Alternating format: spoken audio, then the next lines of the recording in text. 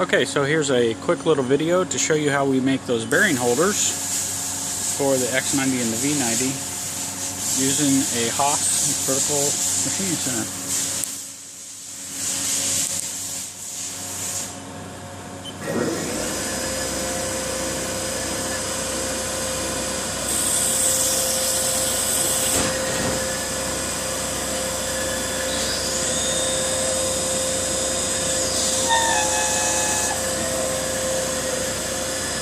We actually get 4 of these out of a bar.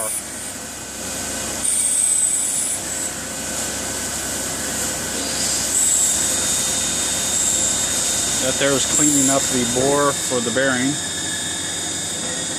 And I'm going to go lop it off. There's some other tools on this bar. We also make the rail end bushings using the same bar. And a very similar operation. Alright, there you have it. I got an option stop so I can reach in and grab the part out and not chop my fingers off. And there's Steve over there plugging away.